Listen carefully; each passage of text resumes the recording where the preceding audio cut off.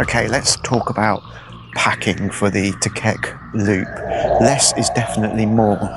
I'm doing the loop with my wife. We've just got a small Honda Click. The Click has some space underneath the seat. I also have a hand luggage of 18 litres, which doesn't seem much, but you're only out for 3 or 4 days. I tend to put all my electrical stuff, cameras and all those bits and pieces in my bag. Then I hang it off the front down by my feet. There's a little hook on these Honda Click. The rider doesn't have to have a bag on their back. And then the clothes I just throw in a secondary kind of foldable rucksack under the seat.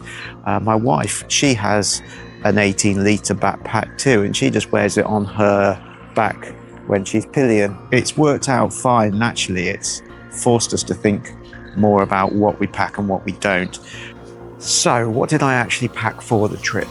It was a little bit chilly at times, so I have packed some proper shoes. I've just got lightweight trainers, but some trekking shoes would probably be quite good. I also packed some flip-flops, which apparently are a good idea when you go to the Konglor cave. I packed a few layers, so I have a base long sleeve layer, like a thin cotton top. I have 3 t-shirts and this zip-up top. Bought a kind of wind jammer kind of cagoule jacket. Cost me all of £6, and that's made a massive difference. Long trekking trousers, got those. Pair of shorts, probably good to have the swimming shorts or nylon shorts if you want to jump in a pool or two along the way around. We went to Cool Pool yesterday. Cool Pool is a very cool pool, as it sounds. It's fresh water that runs down through the mountain. It comes out into the pool, so it's really clear, and it's the beginning of a river. Anyway, I digress. Probably a good idea to take a first aid kit, if it's just a small one. You'd be amazed how many bikes have scuffs along the side, and even the brand new ones, so you've got to be super careful. You never know if you're going to slip off. Earbuds.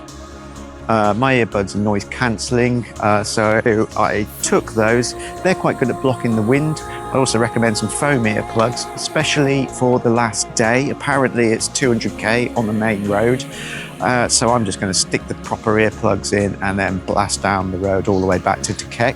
What you might find is the crash helmets that the hire shops sell are absolute rubbish. Usually it just feels like you put a saucepan on your head. They're so uncomfortable. There are some shops in Thakhek where you can buy new crash helmets. Most of them are absolute rubbish. They cost about 4 or 5 quid. They're the same as the ones that you get in the hire shops. I went slightly larger and spent a whole £16 on a new helmet, which actually is quite comfy. Has a nice new visor, so there's no scratches across it. It blocks the wind. It's mirrored, and so it's just a nicer experience for 16 quid. It's a good investment. So you don't need your sunglasses, blocks you from the sun, stops the police from seeing that you're a foreigner, so they might be less likely to stop and fine you for, I don't know, something stupid like having your headlight on. So that's worked out quite well, buying that, and now I can just shove it in the bottom of my rucksack and use it whenever I'm out and about in Southeast Asia, and I know I've got a helmet that fits me well. Make sure also your bike has got a clamp to hold your phone on. That's useful for sat nav. What else have I packed? That's about it, I think. And then relevant toiletries, keep that to a minimum. You don't need much, so just think about what you're actually going to need for the loop and leave the rest in your rucksack. Leave that wherever you have hired your bike. A lot of people feel funny about leaving their passport with the bike hire company. It doesn't worry me too much. I've never had any problem with that. Some would argue you need gloves or protective coat or whatever. Yeah, fair enough, true enough, but you're only riding slowly. As long as you take it easy, if you've got a little bit of experience on a bike, I think the benefits of packing light outweigh the negative aspects. All well and fine till you fall off, I know, but you know, this is Southeast Asia, and you know, there are some risks involved. In terms of the experience you need to ride a bike around the loop, admittedly I do ride a bike at home, but I am by no means an expert.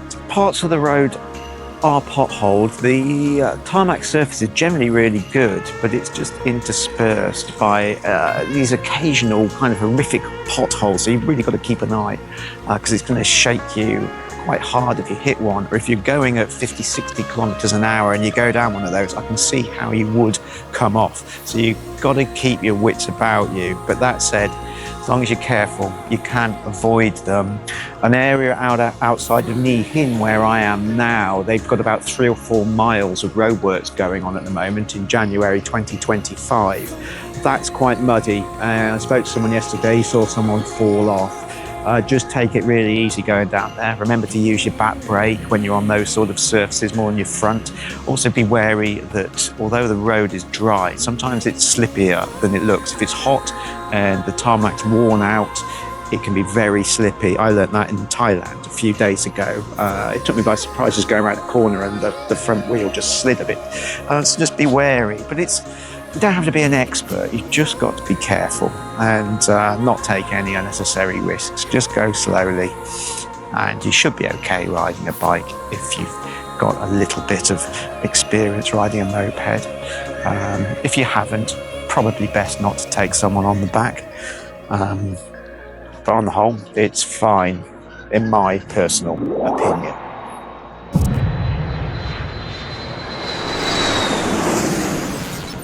Like, comment, share, unsubscribe.